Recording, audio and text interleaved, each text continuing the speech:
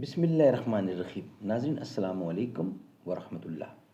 ناظرین episode number 26 vlog number 446 page ہے 470 معارف القرآن جلد 2. ناظرین سورۃ النساء نمبر 4 اور آیت نمبر 70 معارف القرآن. نحمده ونصلي على رسوله الكريم بسم اللہ الرحمن الرحیم. اگر ملک ہاتھوں سے جاتا ہے جائے تو احکام حق سے نہ کر بے وفائی. نہیں تجھ کو تاریخ سے آگہی کیا خلافت کی کرنے لگا تو گدائی. خریدیں نہ ہم جس کو اپنے لہو سے مسلمان کو ہے ننگے وہ پادشاہی. میرا از شکستن چنا آر ناید کہ از دیگراں خاصتن مومی آئی.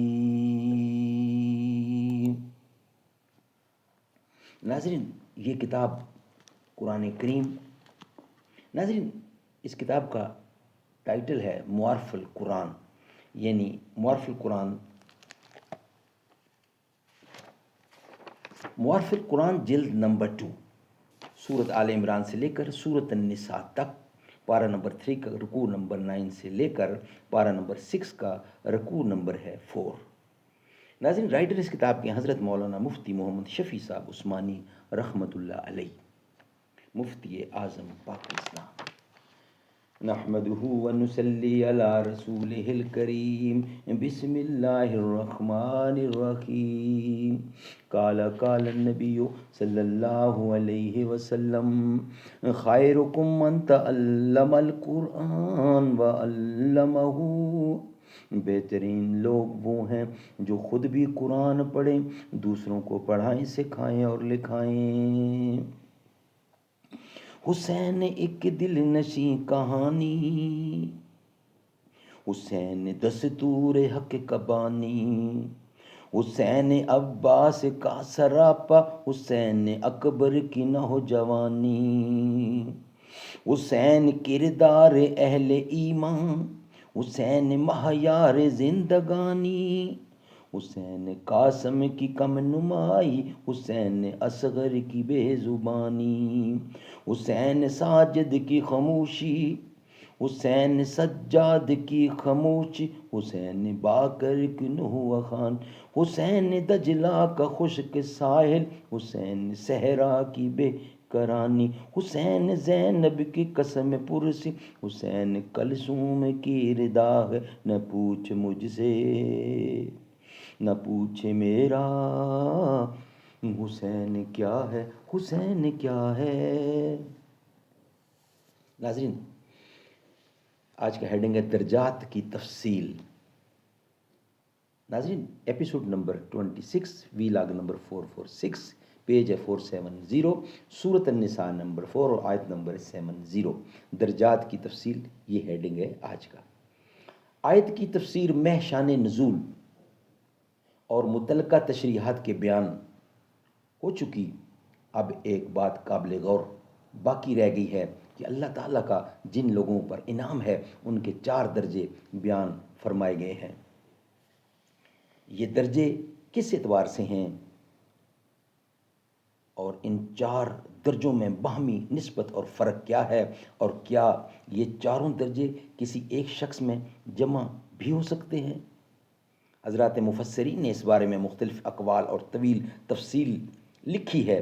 بعض نے فرمایا کہ یہ چاروں درجے ایک شخص میں بھی جمع ہو سکتے ہیں، اور یہ سب صفات متداخلہ کی طرح ہیں، کیونکہ قرآن کریم میں جس کو نبی فرمایا گیا ہے اس کو صدیق وغیرہ کے القاب بھی دیے گئے ہیں. حضرت ابراہیم علیہ السلام کے متعلق ارشاد ہے انہو کان صدیقا نبیا، اور حضرت یحییٰ علیہ السلام کے بارے میں آیا ہے وَنَبِيًّا مِّنَ الصَّالِحِينَ. اسی طرح حضرت عیسیٰ علیہ السلام کے متعلق وَكَحَلًا وَمِنَ الصَّالِحِينَ آیا ہے.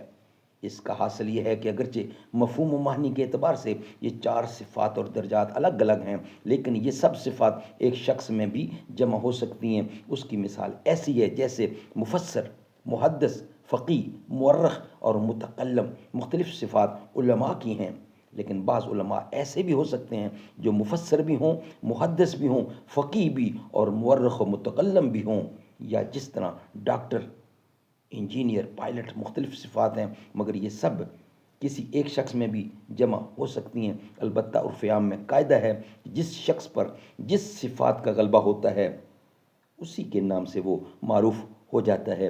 طبقات پر کتابیں لکھنے والے اس کو اسی طبقے میں شمار کرتے ہیں۔ اسی وجہ سے عامہ مفسرین نے فرمایا کہ صدیقین سے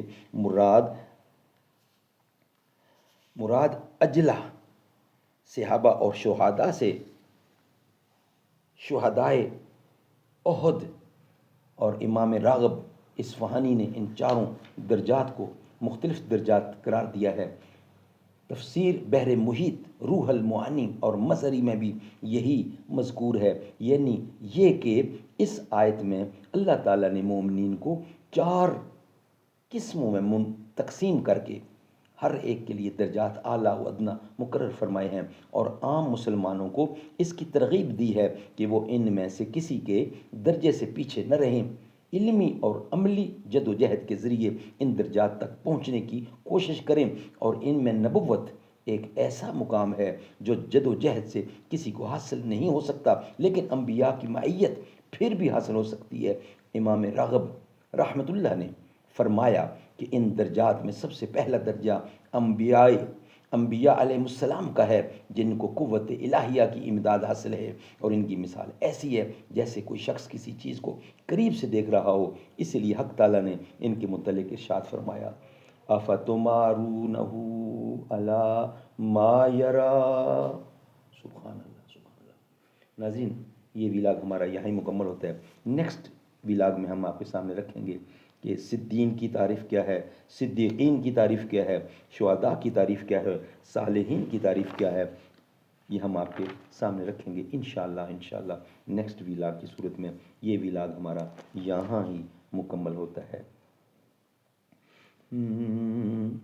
میں لب کشا نہیں ہوں، میں لب کشا نہیں ہوں اور محو التجا ہوں، میں محفل حرم کے آداب جانتا ہوں، کوئی تو آنکھ والا گزرے گا اس طرف سے، طیبہ کے راستے میں منتظر کھڑا ہوں، ایسا کوئی مسافر شاہد کہیں نہ ہوگا، دیکھے بغیر اپنی منزل سے آشنا ہوں، میں لب کشا نہیں ہوں، میں لب کشا نہیں ہوں اور محو التجا ہوں۔